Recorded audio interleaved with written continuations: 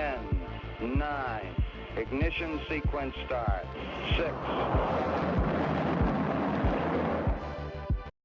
Hello, and welcome to Rocket Fuel, your daily update of everything that's happening in the Rocket Pool community. My name is Wack. Today is January 9th, and we've got a quick episode for you here all, and we're going to get started with this output that Halululo shared yesterday.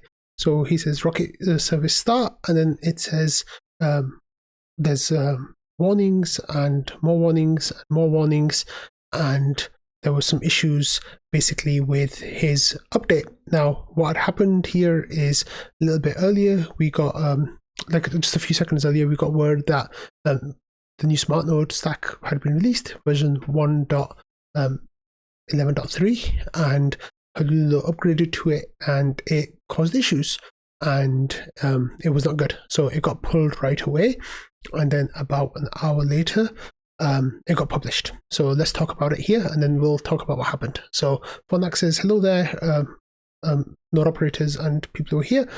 Today we released version 1.11.3 of the Smartnode after some minor hiccups that I hope won't happen again. This is a recommended update for all node operators due to client upgrades, bug fixes, and new features. The ODAO must update before the 18th to calculate rewards according to arb-able. So that's one of the big things that's going into here. But let's see what the client updates are. So the new version of Geth, new version of Bisu, new version of Nimbus. And then with the Smartnode changes, the arb-able rewards calculation changes are implemented, and interval 18 will be the first transition period. It says please read the arb or the rewards calculation spec for more details. Then there's issues with the Web3 storage dependency, which was removed. A new configuration field was introduced. The rewards tree custom download URL. It says the Smartnode will automatically download missing reward tree files from trusted sources like IPFS and Rocket Pool's repository on GitHub. Use this field if you would like to manually specify additional sources that host the rewards tree files, so the Smartnode can download from them as well. Multiple URLs can be provided using the semicolon separator, using the %s to specify the location and rewards file name in the URL, for example, and then there's an example, and then it says the env subset I don't know these coding terms, I'm sorry guys, dependency was removed. Note that the template files now follow new standard. Thanks to Patches for this contribution. To install it, please follow our Smartnode guide here. Thanks everyone. And it says check, remember to react with a thumbs up to get the node operator status. So what was going on with the release? So Patches says that just making sure that there's no more reason to panic. The last hour was already pretty, and then there's like the eye shaking emoji, and I said, so what was going on? So basically the reason why the first version of the update was pulled and then it was reposted, he says, explain like a 5 version is that Golang's interface type assertions for type aliases fail on the aliased type. So yeah. So then people were kind of joking about, I was like, oh yeah, thanks Patches, I totally got what you mean now. So Patches says there's no short explanation, the bug was stupidly academic. So there was a small bug, it wasn't, and it was fixed. And he says the reason why we didn't hit it before was hilarious, and then there's some more technical stuff. So Patches said he was going to come into a call with me to explain it all to you, for like the 2 people who were interested in what happened. But yeah, that didn't work out. Well, I didn't reach out to him to ask him this morning like I was supposed to. Sorry, Patches. Okay, so as always, you know, we got a new update. So we got a new POAP, and here Shifrin says upgrade your Smartnode to version 1.11.3 within 24 hours to receive a POAP. In 2023, we had 6 different POAPs released for upgrading a node. At the end of the year, a raffle was held where participants could use their POAPs earned as raffled entries. With the new year comes a new design series. Leave screenshot of your Smartnode's version in this thread to receive a POAP. And then there's the POAP, what it's going to look like, which is Smartnode 1.11.3. And then people like Yorick, Halululo, Patches, and others started to share their screenshots. And I haven't shared mine yet because I still need to do that. I'll do that after I finish recording Rocket Fuel today. Okay, so another cool thing happened today is that the deposit pool is back at 18,000 ETH now. That means that you can actually arb the deposit pool now and use Rocket Arb to take some of the premium. Now, for a few days there, or even over a week, I think there was a big withdrawal, or a few medium-sized withdrawals, I'm not exactly sure, where we went up to like 21 or 22,000 in the deposit pool. And of course, the only way to get that down to normal is either by burning the RETH, which no one will do because it's on the premium and the secondary market, so you'd rather just sell it, or by starting new validators. So that amount now is back down to 18,000, which means if you want to arb the creation of a new validator, you can do that. If you have a look at events, you can see that a whole bunch of people today have been starting new validators, and that's always really cool to see. Like mini pool created, like hundreds of them. So actually, we're back up above 18,000 again. So I guess someone just withdrew, but it's only 47 ETH above. So hopefully, it won't stay above that amount for too long, and we'll be able to get back to 18,000 again pretty soon. Now, if you have a look at the premium, this was as a few minutes ago, I called the premium, but the premium is 0.267%. So it's, not terrible, but not great. If you arb it here, you could probably get your gas fees back, which is always nice. With earlier on in the day, you could see here that, the premium was a lot higher, 0.33. I think I saw at 0.35 as well at one point. But as the premium's been increasing, then here look, 0.36 pretty much. So as the premium's been there, people have been arbing it, and it's already been used quite nicely, and people are getting their gas fees and more back. So that's really cool. And over here on the deposit pool website, you can see, wait, I'm actually in the wrong tab. On the deposit pool website, you can see that like for a few days, we were above that 18,000 mark, but now we're kind of like right back at it. So Rocket scan is quite slow for me, so it might just take a second. Here we go. So as you can see on the chart, look, there's just like a week period right at the end over here on the right side where it was above 18,000, but the sweet spot is that 18,000 mark, because that's when you can start to arb the premium, and that's really nice for everyone. So I'll definitely be keeping an eye on that, and if you do want to set up a validator using Rocket Arb, then now is the time for you to do that.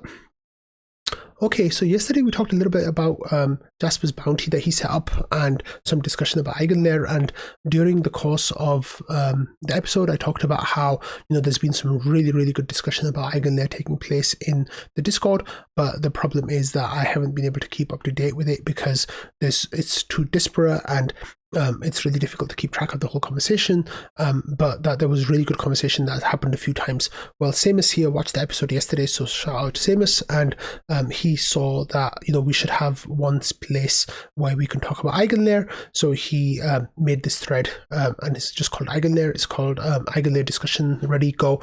So his idea is that over here we can talk about developments with EigenLayer. We can also talk about Rocket Pool's integration with EigenLayer and what that might or might not mean. So here people have already started commenting. In fact, they've started talking so much that I'm already behind on this thread. So the usual questions were coming up, such as what does it mean to restake with your LST? Like, what's the purpose of that? Like, here Sim is saying if you deposit LST, you have two different node operators that's managing your capital, versus if you solo stake a point withdrawal credential to EigenLayer contract, you have the same node operator doing both responsibilities.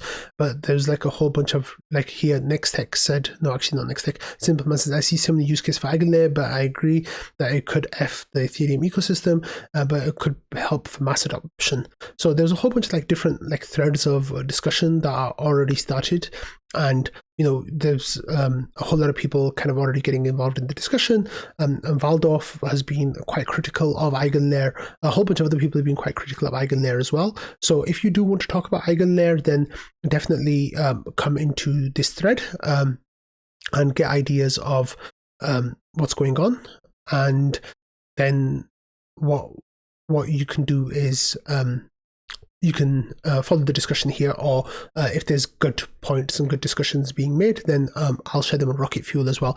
But you have to remember that this is, about EigenLayer from the perspective of Rocket Pool / Ethereum, and not necessarily, from the perspective of airdrop hunting or bag pumping or any of that kind of stuff. Well, there might be some of that talk as well, but it's mostly about, how does EigenLayer fit with Rocket Pool, or how does Rocket Pool fit with EigenLayer? And then after that, how does all of that fit with Ethereum, and what kind of, dangers or successes can it help towards? Because right now, there's people making an argument that EigenLayer is the path to huge adoption for Ethereum and growth for the whole ecosystem, and Rocket Pool along with it. And then there's other people who are saying, EigenLayer can cause the collapse of Ethereum by centralizing stake and then doing something bad and really having disastrous consequences. So there's a whole lot of discussion taking place. I think people are still trying to figure out and get their head around the whole concept. But the main idea is that this is something that's happening, and I don't think there's going to be any way to stop it from happening. Jasper made a good point that we got behind with the LST narrative by like Lido taking such a big lead. And if we dawdle here, we're in a prime position where we can do something amazing for Rocket Pool. However, if we take too long to do that, then it might be the case that we let other people take lead here as well. So definitely take part of this take part in this discussion, or pay attention to it, because I think it's going to be a really big narrative going into the next 6 months or so. When EigenLayer launches, I talked to Pat on the weekly orbit about the bullish or the potential roadmap items for Rocket Pool in 2024 and how bullish they are. And one of the things that we actually didn't talk about was EigenLayer, just because there's so many question marks around it still for Rocket Pool. And it's a whole big discussion about, how it's going to fit. And I could do literally the whole episode just about EigenLayer and following some of the discussions that have taken place in the last few days. And I think what we need to know is that there's a potential that EigenLayer could be absolutely huge for Rocket Pool and really drive us up massively by bringing on new node operators, driving demand for our ETH, all of those things. But we really need to see, first of all, if it will even work with Rocket Pool, which is one of the things that Jasper wants to have researched with that bounty of his, and secondly, whether this is actually something that we want to do. Jasper put up a poll, and on the poll it was for Rocket Pool's node operators saying, hey, do you want to stake with, would you restake with EigenLayer through as a node operator? And 50% of the people said yes. About 30% of the people said yes after 1 year, as long as battle tested and made sure that it's a good actor. And then 10% or whatever, I think, or something like that, said no, they would not. So this is huge discussion, and like I said, it could potentially be amazing or terrible for Rocket Pool. At the moment, there's so many unknowns and so many question marks. So I'll definitely be talking about EigenLayer a lot, I think, in the first half of this year for sure, and maybe later as well, depending on how things go. So yeah, that'll be fun for everyone. Okay, now talking about something that's not fun for everyone is the ETH BTC ratio. And you all know that normally I don't really talk about price here that much, but today ETH hit a cycle low against BTC. Previously it was 0.049, and today it went down to 0.04799. So it made a new low. It's currently already below that low as well. And the idea is that the Bitcoin ETF is going to be approved tomorrow. We're trading for its start on Thursday, going into a strong finish for the weekend. There's all sorts of talk about how much BTC is going to be used for seeding this ETF in the first few days. BlackRock are saying $2 billion. Others are saying, hundreds of millions of dollars of seeding will happen. So this, it's a huge narrative push for Bitcoin right now. If you have a look at the Bitcoin chart, you can see that, it's doing very, very well compared to a lot of other tokens, well, especially Ethereum, right? But the idea is that, in this next period, this next week, maybe 2 weeks, that will be the bottom for Ethereum. And then as the narrative shifts towards the next upgrade, Cancun, and the blob space and EIP 4844, and then as we move towards the narrative for the Ethereum ETF being approved, then that should bring back some momentum back to Ethereum. So that is something for you to definitely keep an eye on. Here, there was a bunch of people talking about what it means. The define says the ETH ratio slumps to the lowest level since 2021 on spot Bitcoin ETF expectations.